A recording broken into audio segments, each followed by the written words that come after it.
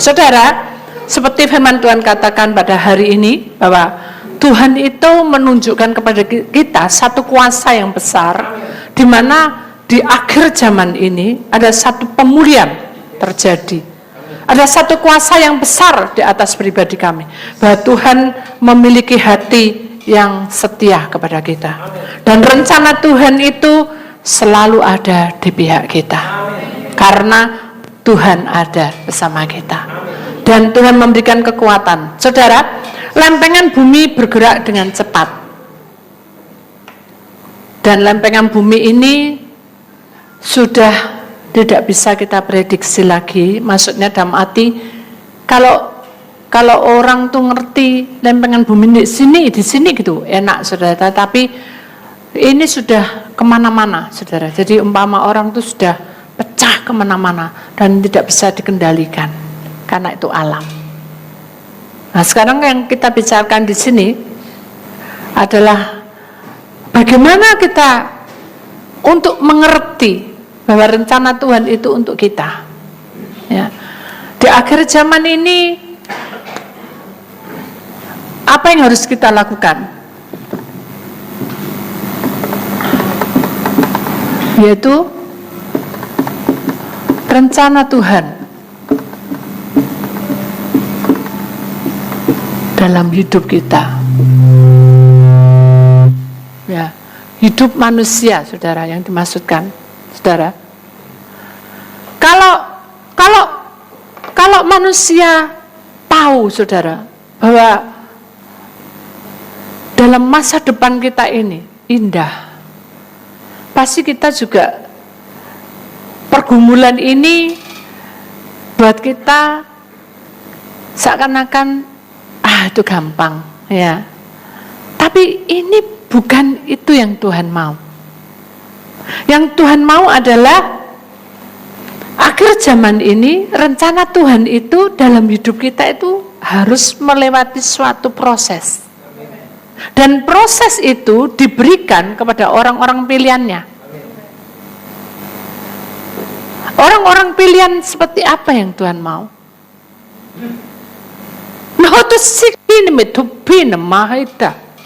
Tuhan berkata bahwa aku tidak bicara tentang agama. Semua agama adalah baik. Tetapi aku berbicara sungguh kepadamu. Karena Allah menciptakan seluruh dunia ini untuk manusia.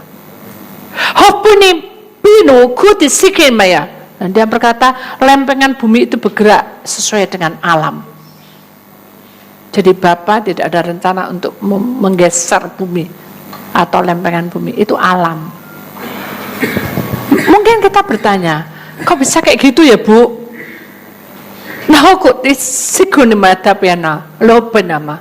Seperti kamu menanam tanaman. Pada waktu kamu menanam tanaman itu, biji yang sudah kami buat atau sudah kami sediakan adalah bibit unggul semua.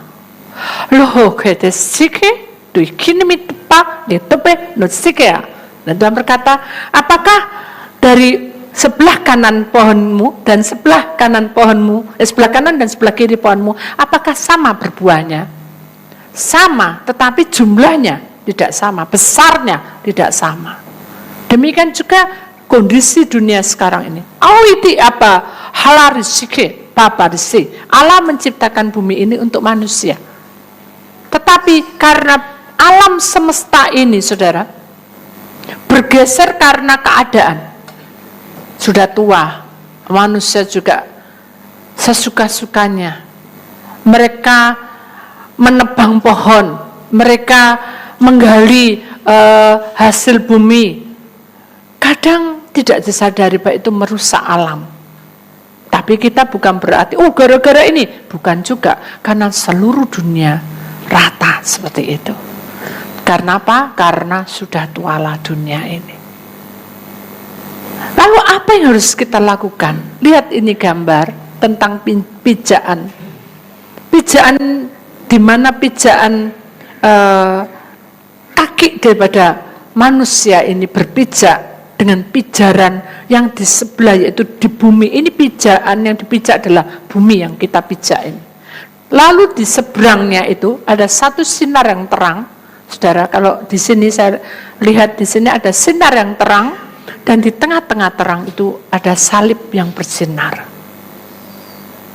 Dan kalau kita bicara tentang salib, kita juga bicara tentang Tuhan, di mana setiap manusia harus melewati suatu proses. Dan proses itu yang harus kita ketahui, bahwa dalam kehidupan kita tidak ada seorang pun di dunia ini yang bisa mengerti perjalanan kita.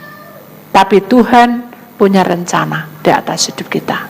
Saudara, mari kita akan melihat satu kisah firman Tuhan, saudara.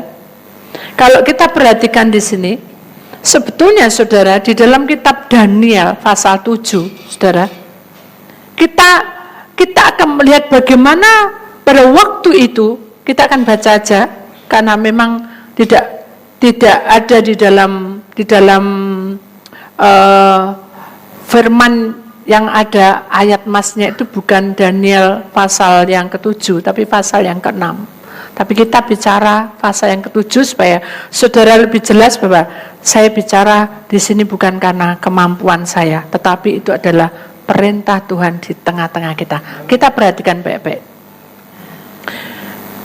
Daniel pasal 7. Pada tahun pertama pemerintahan Belsasar, Raja Babel, bermimpilah Daniel dan mendapat penglihatan-penglihatan di tempat tidurnya. Lalu dituliskannya mimpi itu, dan inilah garis besarnya. Berkatalah Daniel demikian, pada malam hari aku mendapat penglihatan, tampak keempat angin dari langit mengguncangkan laut besar. Dan 4 binatang besar naik dari dalam laut, yang satu berbeda dengan yang lain. Yang pertama, rupanya seperti seekor singa yang menyerupai sayap burung Raja Wali.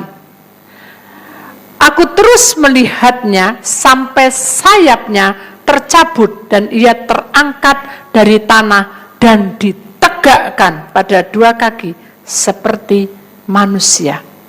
Dan kepadanya diberikan hati manusia. Saudara, kalau kita masuk dalam dunia roh, bukan yang dikatakan adalah secara kasat mata, tapi dunia roh, saudara.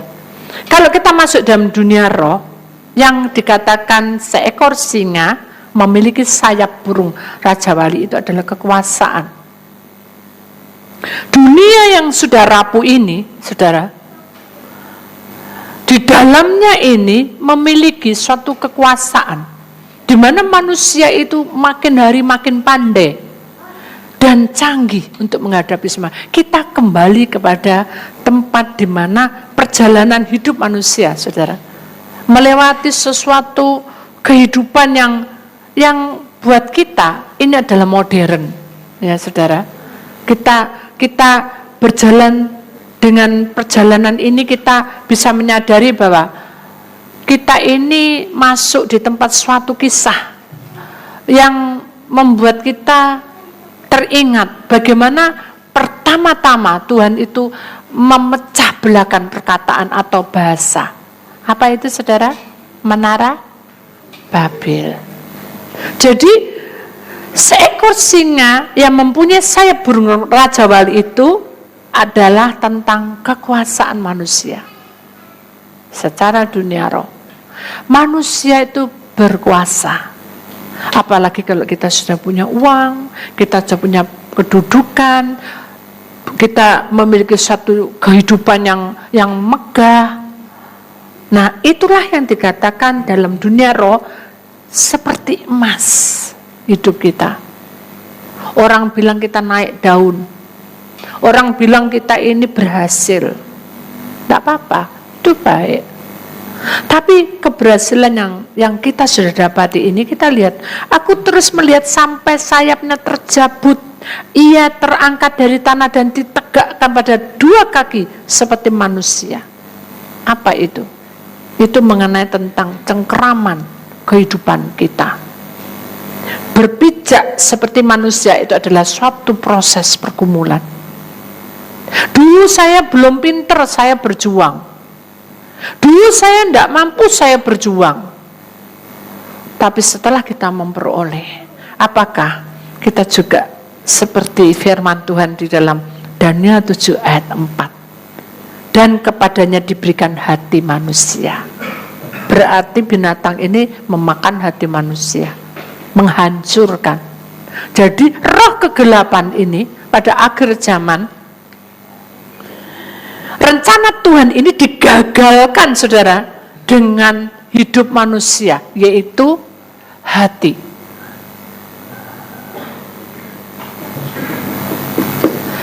Iblis selalu berusaha untuk menghancurkan hati kita.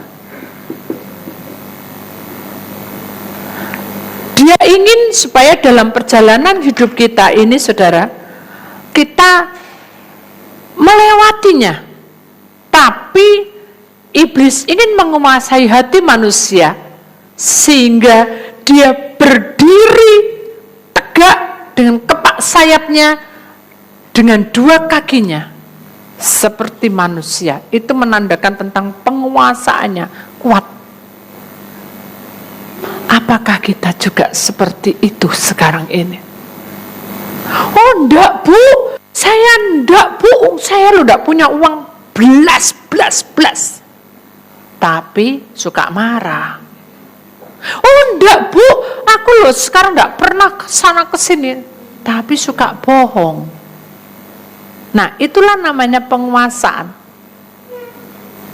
Jadi penguasa itu menguasai hati kita supaya kita terjerumus di dalam dosa. Jangan jauh-jauh, saudara. Ketika kita melihat seorang laki-laki, perempuan, wah ganteng, tampan, apa yang terselip dalam hati kita? Waduh, cek tampan nih orang ini, betul enggak? Coba kalau itu suamiku, lah itu dosa, saudara. Ada lagi, wih cantik, wih semua black gitu. Ya, sudah tahu black, tahu ya saudara bentuknya. Itu sudah berzina, saudara, sudah berzina. Jadi pikiran-pikiran itu membuat hati kita jatuh di dalam dosa. Iblis itu menguasai seperti itu. Bukan hanya kedudukan dan pangkat derajat, semuanya itu iblis tahu. Tapi kita, yang Tuhan tahu, sebetulnya adalah rencana Tuhan harus ada dalam hidup kita. Seperti apa? Kita mengagumi orang, oke. Wih, saya suka rambut itu wobel panjang. Alangkah baiknya kalau aku punya rambut gitu, gak apa-apa, saudara. Tapi terus pagi siang malam rambut tuh kalau tumbuh kayak itu rambut terus kita pergi ke salon pergi. Lah umurnya sakit, saudara, banyak. Mau jadi rambut kempel kayak apa, saudara? Brodoli ya. Karena kita saking jengkeli, akhirnya kita menyalahkan Tuhan tuh ya apa, aku sudah berusaha begini. Nah seperti itu loh, saudara. Kadang kita tidak sadar. Nanti kita lihat, aku lupa pagi siang malam kaki tak kejar-keteran. Kaki kejar-keteran, tahu saudara ya? Berusaha, pagi siang malam makan ditahan-tahan, pulang tahan-tahan, nanti aja. Tapi orang yang malas-malasan tuh,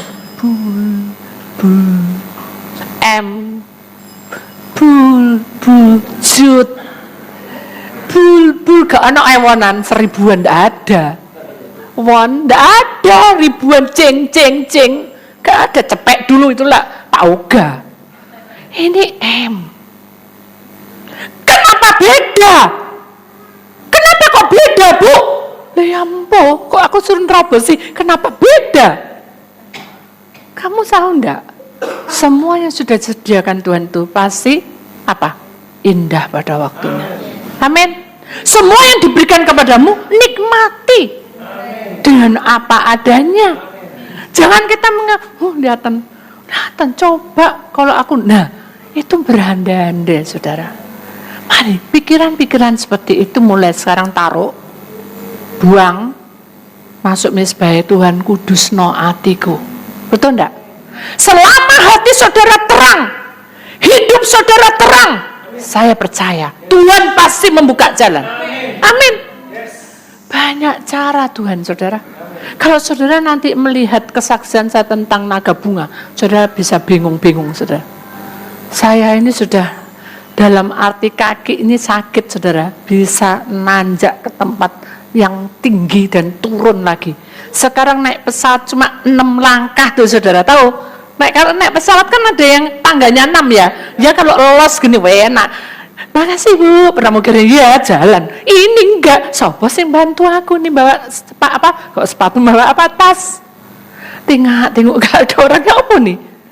Ya sudah, Tuhan, malaikatmu jaga aku. Betul enggak? Enggak nyalano Tuhan. Musuh aku enggak. Jalan.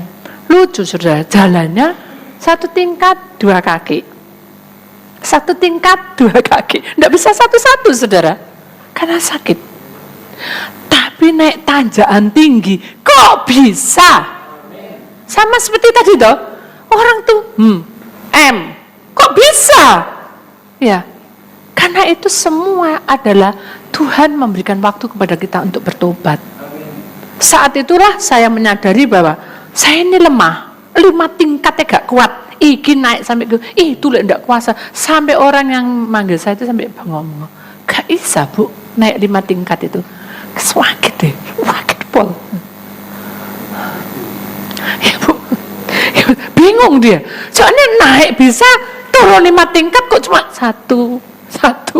Semua orang antri nungguin saya. Jadi saya lebih baik gini, saya tak nanti aja terakhir dah. Setiap kali kalau pulang sudah naik pesawat. Tapi Tuhan bilang apa? Jalan no. Latihan kamu sakit-sakit jalan ya nak. Sakit-sakit jalan. Ya besar. Kalau saya ngerutu, mosok Tuhan kok cek nemennya aku udah bokeh kesembuhan. Orang timpang bisa berjalan, buta bisa melihat. Loh enak saudara. Lek ngomong enak. Saya ngelakoni nih mules medet muler saudara. Kenapa harus menahan? Waktunya Tuhan bukan saya kok yang memberikan. Saya sakit ini Tuhan punya rencana. Amin. Saya sakit semua orang yang mengikuti bengong-bengong. Begitu. Bingung aku Mbak Bu Titik katanya. Semua ngantuk-ngantuk Bu Titik melek ombo. Pada kaki kecepit ambek dingklik kursi mobil. Perjalanan cek jauh nih. Sampai di desa-desa tidak ada satupun manusia sampai yang nyetir itu bilang, Bu, hati-hati Bu, apanya Pak yang hati-hati tak gitu no. Di sini biasanya langsung bawa berang langsung bet. Apa Pak yang bet ini Bu? Tapi kok melet terus si yang mengikuti itu, Bu, bagaimana Bu? Apakah kita selamat sampai di tujuan? Saya diam aja, nyanyi aja. Akhirnya dia nyanyi. Bu, aku pasrah Bu, sembuh karep-karepmu. Sak karep-karepmu. Kenapa? Karena dia tahu Tuhan punya rencana indah. Amin.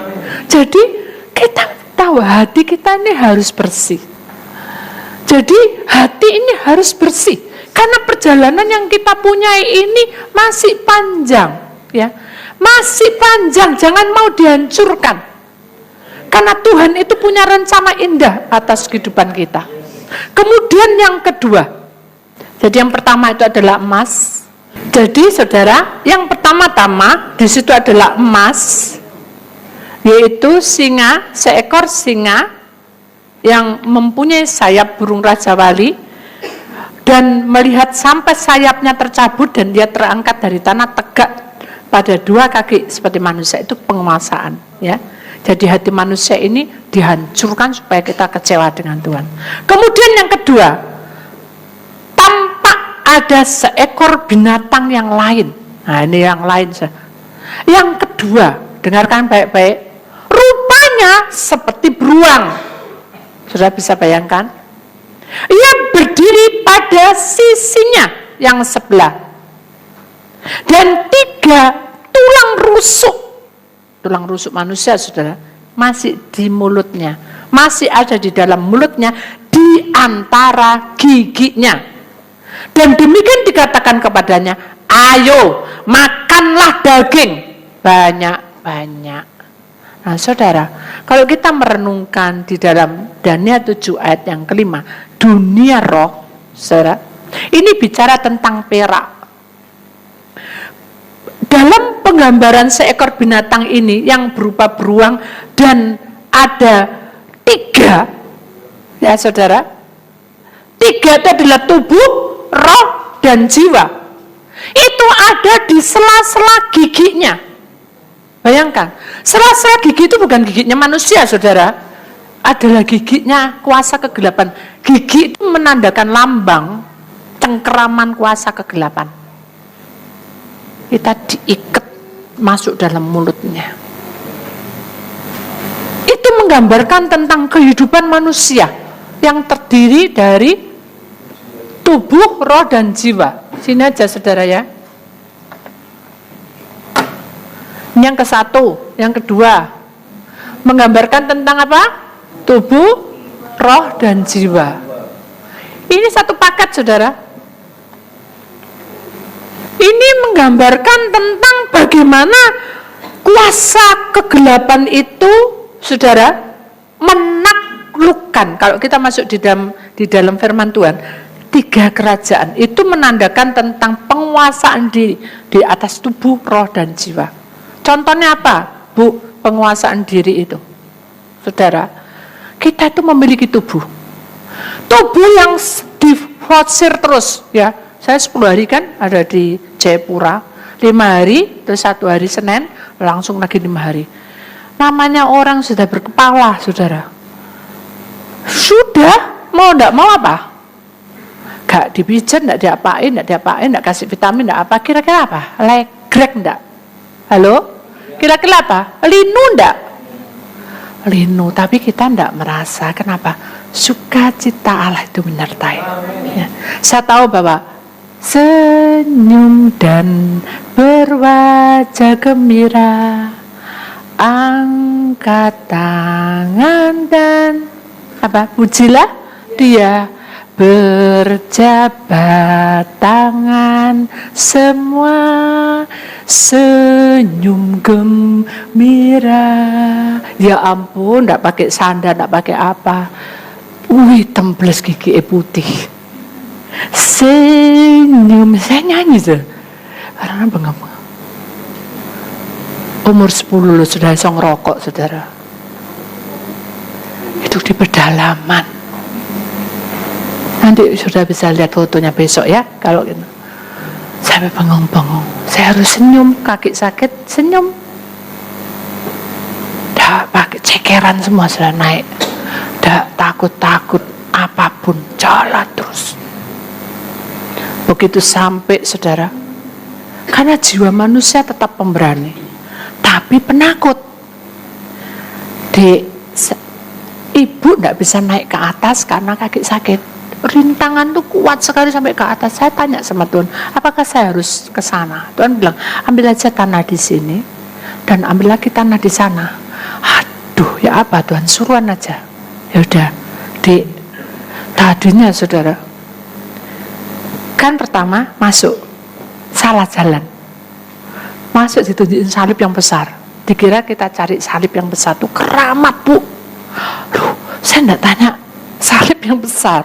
Saya tuh tanya, di sini ada kuburan keramat enggak?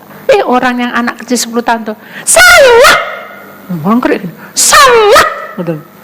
Kenapa kamu ada di sini? Ini tempatnya salib. Tempatnya itu di sana, di tempat sana tuh. Tapi sama marah-marah. Kalau enggak senyum dan dibentak-bentak gitu, marah enggak saudara? Senyum, aduh udah kepanasan, udah sakit semua, baru turun dari pesawat, dome. Enggak, ini salah. Kenapa kalian di sini semua? Sana yang benar, gitu saudara. Kalau enggak nyanyi senyum aja gembira, mungkin kita enggak menemukan kuburan itu. Senyum, begitu senyum deh, tengahnya sampai ingusnya digini-gini kan. Mari antar, aku antar, naik sepeda motor gitu dengan gagahnya. 10 tahun kayak gini. Terus kamu mau kemana dek? Katanya supirnya. Aku mau antar dulu minuman ya. Minuman apa? Ini dari ibuku, amaku ya. Jangan macam-macam, nanti dimarahi. Gitu saudara. Kalau bukan karena kasih Tuhan, wis gak kateni patek ambil anak kecil, betul enggak? Gak ngoyo ya aku. Ya sudah, kita tunggu, ya sudah, diam. Terik matahari membakar, bukan bakar hati, membakar rambut dan semuanya. Udah kebus-kebus kita ya. Mau gimana, kita tunggu. Datang, kasih tahu. Udah sampai, tolong ya Dek, punya kantongan enggak? Enggak ada. Bingung, kantongan, gak ada kantongan. Kresekmu. Mana Bu? Ini. Iya, ini tempatnya, tempatnya foto. Sudah kasih Nola. Dia teman. Senyum. Ini Dik. Dan sudah jalan 3 langkah, dia turun lagi. Bu, saya enggak berani Bu. Beler. Loh, kenapa? Saya takut Bu, katanya mau temu. Kenapa? Katanya orang Bu, kalau saya sudah ngambil ke sana tanah, saya hilang, Ibu bertanggung jawab. Oh, gimana maksudnya? Itu kuburan keramat Bu. Terus kalau saya ambil tanahnya, nanti saya hilang Bu. Hah? Siapa yang bilang? Itu cerita zaman purbakala katanya. Waduh, sudah gini Dik, kita percaya sama Tuhan, kita berdoa dulu ya. Doa sudah Adik berani? Supirnya memeluk dengan senyum wajah gembira. Dah Dek, tolong ya ambilkannya. Ya Pak. Nanti kasih opah ya, katanya. Anak kecil kan maklum ya. Begitu naik saudara, yang temannya satu, sama temannya satu, kan banyak tuh rombongan. Nanti kalau si siapa gitu, itu hilang, kita ngomong apa sama ibunya? Gak nakut no. Wih, saya bilang Tuhan, ini apa? Masa sampai hilang-hilangan gitu? Kan gak mungkin. Itu loh saudara, tubuh roh jiwa kita harus kuat. Kita berdoa Tuhan, tubuhnya pegang erat-erat dengan malaikat, rohnya juga pegang erat-erat Tuhan, jiwanya pegang Tuhan, anak itu Tuhan. Walaupun anak itu kan nakal sudah, begitu ketemu malaikat ucul, lompat, wis, siapa kamu? Itu rohnya. Dan saya bisa melihat seperti itu. Aku adalah malaikat yang menjaga kamu. Oh ya sudah. Nanti jiwanya didatang sama malaikat. Siapa kamu katanya. Loh, aku ini malaikat yang menjaga jiwamu. Oh ya sudah. Ambil. Turun, kasihkan. Nih Bu. Saya bilang ya sudah. Banyak sekali. Sudah. Kita berjuang. Tubuh, roh, jiwa anak ini berjuang. Kenapa? Karena dia tulus melakukan. Coba kalau dia minta opah lebih besar, kan tidak jadi, sudah, betul tidak? Jadi kita itu yang terpenting dalam hidup kita. Tubuh roh jiwa kita ini harus berjuang. Kalau kita tidak berjuang dari perkara kecil, kita tidak mau percaya, maka perkara besar tidak akan mungkin kita melewatinya. Kita harus senyum aja gembira. Ya apa Bu? Bisa senyum gini ya tangpas Bu? Ya apa? Tuhan tidak pernah tinggal diam. Selama sudah tidak mengalami sesuatu pelanggaran, saya yakin pasti dibuka pintu berkatnya. Amin. Contoh, suatu ketika ada seorang suami istri, saudara. Suami istri ini sudah ada 3 tahun tidak omong-omongan, tidak bicara-bicaraan. Satu rumah, tapi tidak mau bicara. Makan dicepakno, disiapno, tapi tidak mau bicara. Ya makan biasa, 3 tahun. Terus hanya dia konsing si perempuannya, Bu, saya ini kurang apa Bu jadi istri Bu? Saya sudah melayani sepenuh hati dan segenap hati begini bla bla bla bla. Baguslah. Tapi kenapa berkat saya kok saya ini malah dikata-kata orang difitnah pagi siang malam Bu? Sakit hati saya Bu. Warai mata itu. Diperes sudah, mungkin ndrodos tahu. Ketes karena dia sakit hatinya. Tidak ada orang yang percaya dia. Semuanya merotuai apa semua bla bla besar kerjaan. Sudah kan? Sudah puasa ya, bersabar. Suaminya konseling. Bu, Ibu tahu saya Bu. Ya, saya ini pekerja Bu. Ya, dari kecil sampai besar. Iya. Tapi mengapa sekarang tidak ada satu pun upah masuk? Sampai miras mau mukanya sampai ngeten. Saya bilang, loh Bapak, jangan tegang. Bagaimana saya tidak tegang? Itu kursinya diginikan. Saya jadi bingung. Loh, Bapak jadi marah sama saya. Loh, ini kan tanda-tandanya bahwa orang ini emosi. Betul enggak? Tidak boleh emosi. Kita menghadapi masalah tidak boleh emosi. Amin. Oh ya selak kebablas Bu. Loh, kebablas apanya? Contoh, istri saya tidak benar. Saya diem no. Kebablas Bu. Loh, siapa yang nyuruh diem no? Kasih nasihat, kasih perhatian. Amin. Kalau mang ketiga, ojo terus, mak dewek, goreng dewek, masak dewek. Enggak ya, enggak ada, semuanya baik-baik. Demikian juga suami. Lihat istri, sudah kok tawan gung, sudah sabar.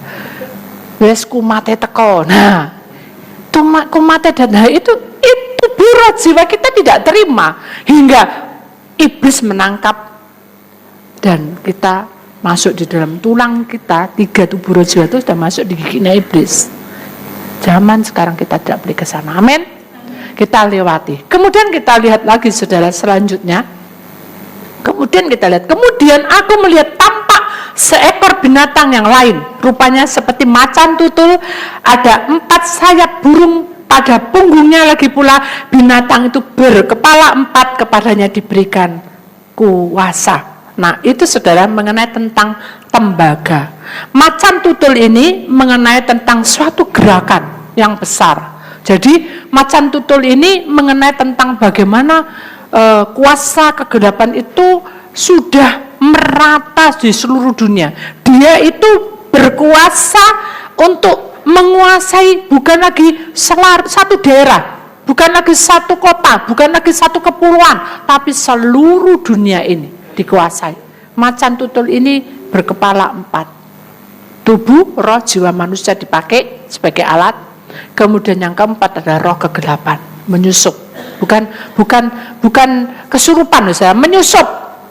Makanya kalau saya bilang kamu tuh tubuhmu sehat, tidak ada apa-apa. Tapi rohmu tidak ada. Nah itu bayangannya mati saudara. Roh tidak ada itu mati. Ketika kita menjadi milik Tuhan, roh kita ini saudara tidak boleh pergi dari tubuh kita. Supaya kita dapat berkat penuh. Roh tidak ada, berkatnya terus habis terus. Makanya kita pagi siang malam kerja tidak ada hasilnya. Kenapa? Ya seperti ini, diambil oleh harimau atau macan tutul ini. Dia berkuasa mengambil seluruhnya. Nah, inilah yang dikatakan seluruhnya adalah kekuasaan. Seluruhnya.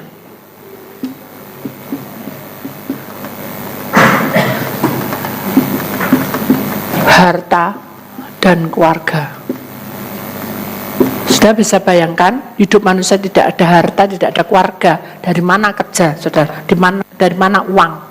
Kekuasaan ini mengikat supaya kita tidak lagi bekerja di atas kehidupan kita. Kalau kita baca untuk kelanjutan saudara, di sini ada tahunnya, tapi kita tidak membahas tahun. Biarkan aja kita berjalan seperti apa adanya dengan ayat ini saudara. Jadi ternyata kuasa yang seperti ini mengikat hidup kita itu luar biasa sehingga manusia sudah tidak bisa lepas dari ini. Makanya kita jual rumah, kita berjualan makanan, kita bekerja pun semuanya mati karena cengkeraman itu. Dan cengkeraman itu mengikat manusia sehingga manusia tidak berkutik. Ya saudara, kalau kuasa harta dan keluarga ini diikat, kita tidak ada kebahagiaan. Dan manusia kalau tidak ada kebahagiaan larinya kemana? Ke dunia. Kalau kita lihat itu, kalau orang kita seperti di padang gurun, saudara. Pernah enggak, saudara? Saya lupa namanya. Tiba-tiba kita haus, kita kelihatan, ada air terjun didatangi, enggak ada. Pernah enggak? Ada kan itu kisahnya? Jadi hal-hal seperti itu akan terjadi kalau di dalam tampak seekor binatang macan tutul ini tinggal dalam hidup kita, maka selamanya kita tidak menemukan hal itu. Mari kita sadar bahwa keluarga kita adalah bagian keluarga kita, hidup kita. Mari kita anggap bahwa ini adalah bagian dari daging kita, langkah kita untuk ke depan. Ini adalah Tuhan berkuasa atas kehidupan keluargaku, Dia berkuasa atas pekerjaanku. Mari kita belajar untuk bertanggung jawab atas ini semua. Kalau dalam perjalanan kita, maaf ya saudara, dulu tuh saya tuh masih kecil, umur 7 tahun, 8 tahun. Sering ke sekolah minggu. Sekolah minggu selalu bilang, kalau saya bilang, bilang tante, maaf tante. Dia selalu bilang, kalau kamu jadi anak Tuhan, anak-anak, siapa yang cinta Tuhan? Wah, angkat tangan toh. Kalau kamu cinta Tuhan, anak-anak, tunjukkan pada orang tuamu, tunjukkan pada saudaramu bahwa kamu tuh sayang sama Tuhan. Dengan cara apa? Apa yang kamu bisa lakukan? Contoh ya. Ketika mama goreng telur, apa yang kamu pikir? Jadi ditanya gitu sama guru sekolah minggu. Saya bilang, ya kalau saya goreng telur enggak berani, karena saya masih kecil, takut ada api, ada minyak. Betul, 100 katanya gitu. Terus apa yang kamu lakukan ketika goreng telur itu? Mama, aku ambil piring. Nah, aku taruh di situ. Betul, itu yang benar. Jadi kita ini harus tahu, kalau kita itu mencintai keluarga dan pekerjaan, kita itu harus tahu apa yang harus kita lakukan itu tidak boleh menyimpang dan tidak boleh melebihi dari kekuatan kita. Amin. Jadi pada waktu saya sudah diajarkan seperti itu, maka dengan seiringnya waktu, umur 10 tahun, saya mulai masuk dalam sekolah minggu itu dari Senin, Selasa, Rabu, Kamis, Jumat. Dari kecil sudah, dari umur 5 tahun tuh sampai 10 tahun tuh saya sudah ke gereja tuh seperti kayak rumah saya sendiri. Selalu di gereja. Tidak pernah sebuah rumah. Itu saya. Jadi pada waktu saya berjalan menuju ke gereja itu saudara, naik sepeda kadang jalan kaki, Tuhan itu memberikan satu pengertian. Kalau kamu mau masuk baitku, selesaikan dulu masalahmu. Loh, masalah apa Tuhan? Aku enggak punya masalah. Tukaran enggak, marah mbak mama enggak, pokoknya enggak ada pelanggaran. Aku enggak, seperti itu yang ku mau. Selesaikan tugasmu. Apa ya tugasku? Nah, dari situlah saya mulai berpikir, oh, mama suka nyapu pagi, tak sapu. Jadi saya bangun jam 2. Sapu semua, bersih semua, cucian semua bersih, pokoknya mama bangun, adik-adik bangun, semua sudah matang. Itu baru saya pergi ke gereja. Nah, yang Tuhan mau adalah seperti itu. Belajar mandiri, belajar untuk dewasa. Jangan kita malas, saudara, menunggu. Nanti dulu kan adikku datang bangun, biarin aja pakaiannya dicuci. Enggak, tunggulah, nanti lah mama sebentar lagi lah nyapu. Loh, tungguan berkati ya. Tungguan. Tapi kalau kita betul-betul rajin, berkat mengalir, betul enggak? Tapi kalau kita diam nunggu, jangan pembantuku akeh kok apa? Loh, kita enggak selesai menunggu. Nah, itulah berkatmu. Kalau saudara tidak sungguh-sungguh bekerja melakukan tanggung jawab saudara, tidak giat, tidak semangat, hasil kerjamu sedikit, uangmu sedikit. Tapi kalau kamu, ini rahasianya, kalau kamu mau jadi pekerja dapat banyak uang, harus bekerja apa yang kamu kerjakan. Itu yang terbaik. Supaya kamu menata hari masa depanmu itu kekuasaan. Tuhan berkata, loh itu sih kekuasaan harta dan keluarga itu ada kebahagiaan buat kamu. Kalau kamu punya keluarga, wes gak apa-apa. Orang-orang pacaran, tapi enggak ada kok di sini. Pak, enggak apa-apa, Pak. Apa, Ma? Kita makan satu piring berdua, ya, enggak apa-apa. Pisang berdua, iya, enggak apa-apa. Terus anaknya nyaut, aku mbek sopo mah? Anaknya gak dimasuk no, enggak sejahtera kan? Marilah kita belajar, saudara, karena saya juga belajar dari Tuhan. Ketika semua habis yang saya punya, yaitu butok. Kalau saya punya pikiran jelek, saya ke arah kemana? Teman saya loh, dunia malam semua. Tapi Tuhan memegang kekudusan saya. Karena saya sering berkata, Tuhan, inilah tubuhmu, inilah rohmu, inilah jiwamu. Saya tidak sempurna, saya mau rindu melekat padamu. Selalu dari kecil saya berkata begitu.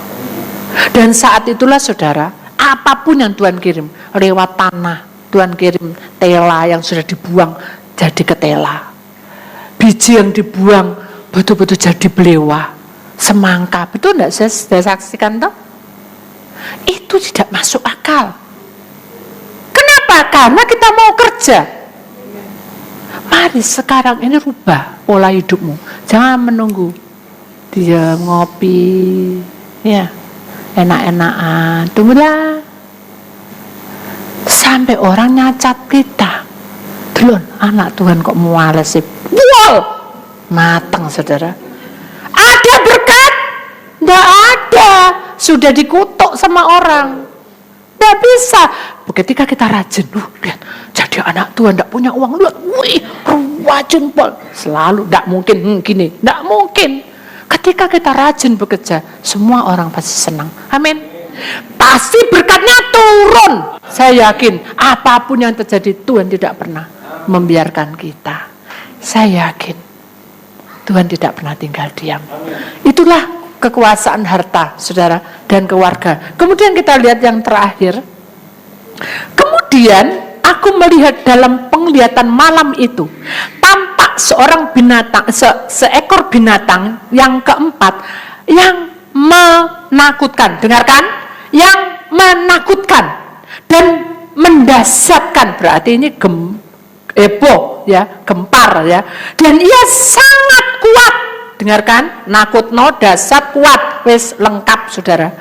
Ia bergigi besar dari besi, wis. Berarti ini sudah mentok, sudah kuat. Ia melahap dan meremukkan dan sisanya diinjak-injak dengan kakinya. Ia berbeda dengan segala binatang yang dahulu, yang 3 tadi. Lagi pula ia bertanduk 10. Nah, kita perhatikan tanduk 10. Sini aja saudara, biar tidak bengong. Tanduk 10 ini mengenai tentang perjalanan kita dari Senin sampai apa? Minggu. Berapa hari? Berapa? 7 hari. Kemudian yang 3 adalah apa? Tubuh, roh, jiwa. Ini 3, berarti 10. Jadi saudara, lengkap sudah iblis itu meremukkan dari nafas kita buka mata hari Senin. Ini Senin pergi ke tempatnya Bu Titik, pelepasan. Besok melanggar, besok Senin lagi dikelompokno sampai Minggu, pelepasan. Sedang kelengar saudara. Kenapa?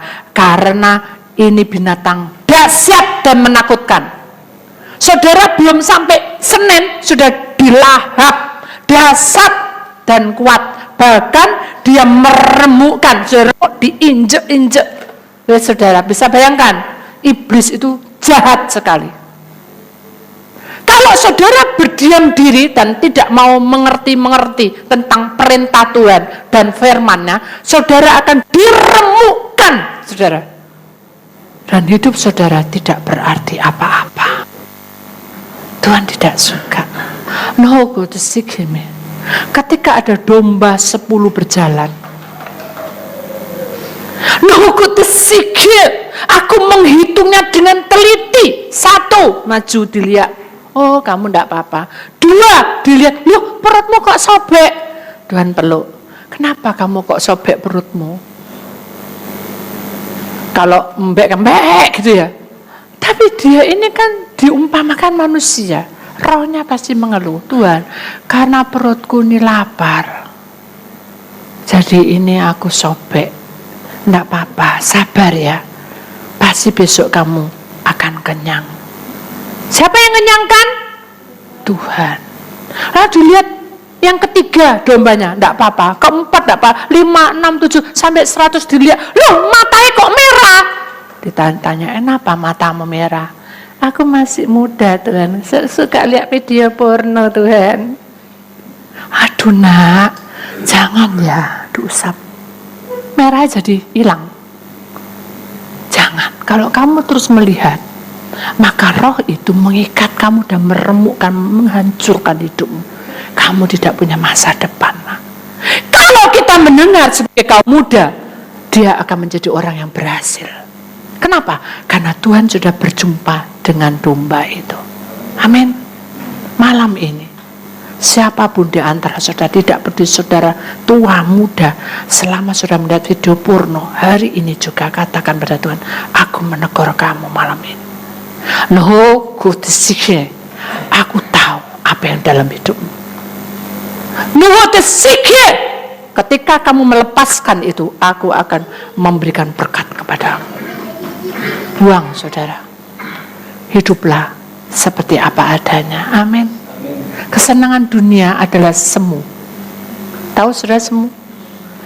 Hilang, nikmatnya hanya sesaat, tapi dosoi yang nanggung kita. Iblis pamer dengan segala gaya, tapi segala sesuatunya itu tidak kekal. Semu, nikmat sesaat untuk tubuh. Apakah aku tidak boleh? Loh boleh, tapi pada saatnya ada saatnya, ada siang, ada pagi, ada siang, ada malam. Ngerti maksudnya? Jadi ada saatnya kita harus berumah tangga, ada saatnya kita bekerja, ada saatnya kita bertindak untuk melayani. Itu yang Tuhan mau. Jangan kita diamburadulkan. Wah, ini waktunya malam sepi, wah kita lihat. Jangan. Mari kita ambil bagian, buka firman. Bacalah, aku sok suci. Siapa yang bilang sok suci? Ketika kamu dekat pada Tuhan, sinar itu menerangi dan kamu akan jauh dari celaka. Amin. Dihitung semua, kok 99? Hati Tuhan kuda gulana, air mata ditahan, manggili. Dek mana kamu domba? Dek mana kamu domba? Dek mana kamu dicuari pagi siang malam? Ternyata di jurang Tuhan turun dengan kaki yang luka karena dia harus melewati terjal batu yang sangat tajam. Dia luka tidak digatekno, tidak digapai, tapi dia meraih domba itu di peluknya. Untung kamu selamat. Amin. Hari ini apakah kita salah satu dari domba yang tersesat itu? Karena kita tidak dengar. Mari, malam ini kita katakan pada Tuhan, Tuhan, rencanamu bukan rencanaku. Amin. Kuasa Tuhan lebih besar. Bila kita belajar, ajari kami Tuhan untuk menghitung hari-hari. Ajari kami beroleh hati yang bijaksana. Kenapa? Ajari kami Bapa hidup dalam jalan-Mu, agar semua rencana-Mu digenapi. Mulia nama-Mu Tuhan, dan ajaib jalan-Mu, pimpin kami di setiap waktu. Kenapa? Karena besar setiamu Tuhan, agunglah karya-Mu. Saudara, kita akan perhatikan ayat firman Tuhan. Kita akan membaca firman Tuhan bersama-sama. Pelan-pelan, tetapi masuk di dalam hati saudara, supaya saudara tahu bahwa firman itu tidak hanya sekedar firman, tetapi dia hidup di tengah-tengah kita, dia membuka pintu kuasanya atas kita semua. Amin. Kita akan perhatikan firman Tuhan di sini, saudara. Kita sama-sama perhatikan. Mulai saudara, 3, 2, 1.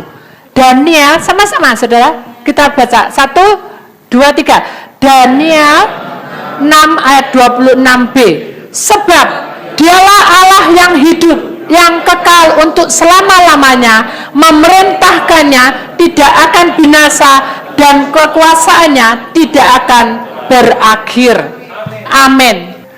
Ketika aku masih kecil dan tanganku yang masih mungil, kakiku pun berasa sangat kecil sekali. Aku mulai berlari mengejar orang tuaku. Dan saat itulah tangan yang lembut memegang aku erat-erat. Dan dia berkata, berbisik ke telingaku, inilah Papa. Kemudian saya peluk dan saya berkata, Pa. Kemudian ada satu tangan yang lembut juga meraih saya, mencium pipi kiri kanan, dan saya tertegun melihatnya. Dan dia mengecup kening saya, dan dia berkata, inilah Mamam. Kemudian perkataan saya pun mengikutinya, Ma. Satulah kaki yang kecil ini berlari. Rasanya jauh menggapai orang tua saya. Karena Papa harus bekerja, dan Mama pun harus bekerja. Saya duduk diam termangu, dan saya menunggu kedatangan mereka. Begitu hukunya matahari terbenam, Mama pulang dengan senyum yang wajah gembira. Saya tahu raut wajahnya sedih. Dan saat itulah tidak lama lagi Mama menyediakan makanan untuk saya. Dan dia peluk saya dan dia berkata, jadilah kamu anak yang baik. Jangan kamu pergi kemana-mana selama Mama pergi. Saya menganggukkan kepala saya. Saat itulah saya melihat matahari sudah terlalu jauh terbenam. Malam pun sudah tiba. Bulan purnama begitu bulat bersinar, menerobos semua itu ruangan kamarku. Dan aku berusaha untuk membuka jendela. Dan aku berkata, bulan, di mana papaku? Dengan tetesan air mata, aku melipat tanganku dan aku berkata, lindungi papaku di jalan. Biar aku menghitung hari-hariku di masa aku hidup ini. Berilah Papa perlindungan sampai di rumah dengan selamat ya Tuhan. Kemudian angin keras seakan-akan terasa dingin sekujur tubuhku. Dan aku menutup kembali jendela. Dan aku berlari ke pintu depan.